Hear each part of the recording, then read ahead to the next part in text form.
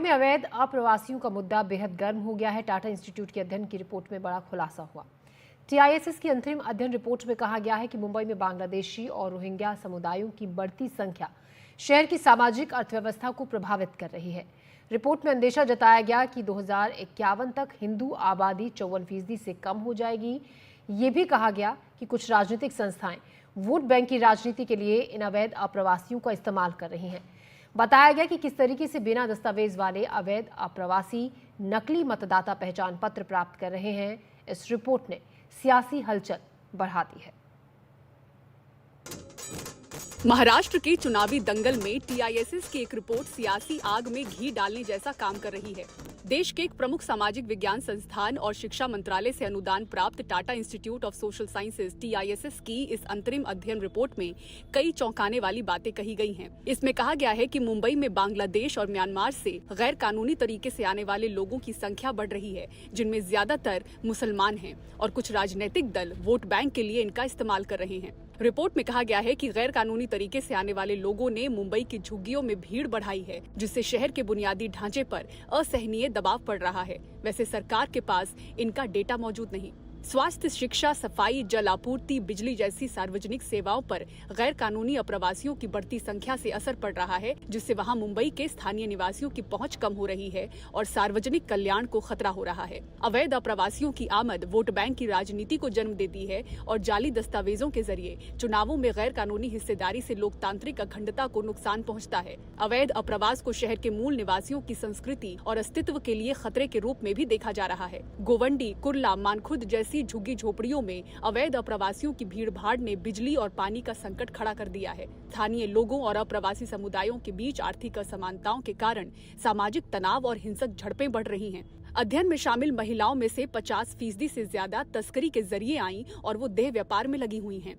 इनमें से 40% अप्रवासी बांग्लादेश से अपने घर पैसे भेज रहे हैं, जो 10,000 रुपए से लेकर 1 लाख रुपए महीने तक है। 1961 में हिंदुओं की आबादी 88% थी, जो 2011 में 66% तक रह गई, जबकि मुस्लिम आबादी 1961 में 8% थी और वो 2011 में बढ़कर 21% तक पहुंच गई। रिपोर्ट में ये भी अनुमान जताया गया है कि 2051 तक हिंदू आबादी 54% से कम हो जाएगी और मुस्लिम आबादी में लगभग 30% की बढ़ोतरी होगी।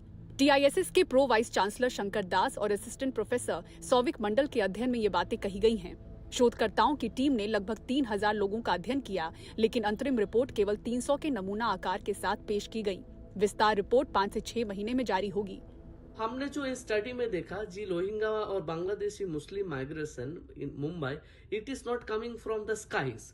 दे have to cross around 2000 kilometre उसको क्रॉस करना होता है बांग्लादेश का काटाकल बॉर्डर से मुंबई तक आने का लिए। तो इसका पाथवेज कैसा है, we have tried to explore that also. तो पाथवेज में हमने देखा कि उसका पुराना कोई रिश्तेदार और फैमिली जो पहले मुंबई में आके सेट होता है इलीगल वे में, बाद में उसका पूरा परिवार और साथ साथ पूरा गांव वाला और बाकी लोगों को धीरे धीरे लेके आता है। और एक इनविजिबल ब्लैक नेटवर्क और रिलीजियस इंड्यूस्ड नेटवर्क इसमें काम में लगता है। And many time political parties also support this illegal immigrants and use them as a particular vote bank in some particular assemblies in Mumbai. वरिष्ठ पत्रकार और जानकार इस रिपोर्ट में कई मजबूत तथ्य देख रहे हैं। बहुत ही धक्कादायक रिपोर्ट है। आप देखिए, नरगिस दत्त नगर जो है बांद्रा कॉन्स्टिट्यूंसी में, वहाँ का स्थानिक एमएलए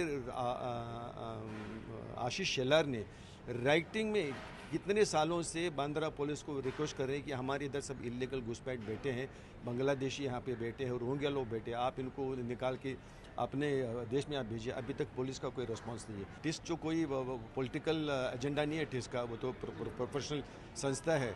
बिल्कुल 100% इत्तेफाक है कि चुनाव के पहले ये रिपोर्ट आया है, लेकिन जो रिपोर्ट में लिखा गया है वो 100% वो सही बात है, जो वास्तविकता है उसको दर्शाता है। वो शरद पवार की एनसीपी के नेता और अल्पसंख्यक आयोग के पूर्व अध्यक्ष नसीम सिद्दीकी इसे टाटा इंस्टीट्यूट नहीं बल्कि बीजेपी आरएसएस की सर्वे रिपोर्ट बता रहे हैं। टाटा का जो कैरेक्टर पिछले 2-4 साल पहले था, अब वो नहीं रहा है। अब टाटा राजनीतिकरण कर रहा है। टाटा से रिपोर्टें ली जाती हैं और इसमें कोई तथ्य नहीं है। मैं बहुत दावे के साथ आपको कहता हूँ, ये राजनीतिक मुद्दा है, बीजेपी आरएसएस के द्वारा लाया गया मुद्दा है। टाटा का नाम इस्तेमाल किया जा रहा है जिससे महाराष्ट्र में वोटों का ध्रुवीकरण हो सके, हिंदू मुस्लिम हो सके। और बीजेपी यही चाहती है, पाकिस्तान, बांग्लादेश, हिंदू मुस्लिम, इस्लाम, लव जिहाद, लैंड जिहाद, यही उनके मुद्दे हैं। तो वहीं बीजेपी को फिर से अवैध अप्रवासियों के मुद्दे को उठाने का मौका मिला। ऑथेंटिक रिपोर्ट है जो मुंबई में मानकुर्दो, भिवंडी, मुंब्रा, मीरा रोड का नया नगर, ये लोग आकर बसे हैं। मिडिल ईस्ट से कुछ बोगस एनजीओ के द्वारा पैसा आता है जिसका दुरुपयोग इन लोगों को bogus voters I card, Aadhaar card, ration card प्राप्त करके देता है। मुंबई की देश की सामाजिक, राजकीय, आर्थिक व्यवस्था पर यह अतिक्रमण, आक्रमण ये रोकना होगा। अंदेशा है कि टाटा इंस्टीट्यूट के इस अध्ययन की विस्तार रिपोर्ट में अवैध अप्रवासियों के असर वाले कुछ विधानसभा सीटों का भी जिक्र होगा। हालांकि विस्तार कॉपी से पहले आई इस अंतरिम रिपोर्ट ने ही हलचल बढ़ा दी है। मुंबई से कैमरामैन संजय मंडल और सुनील सिंह के साथ पूजा भारद्वाज, एनडीटीवी इंडिया।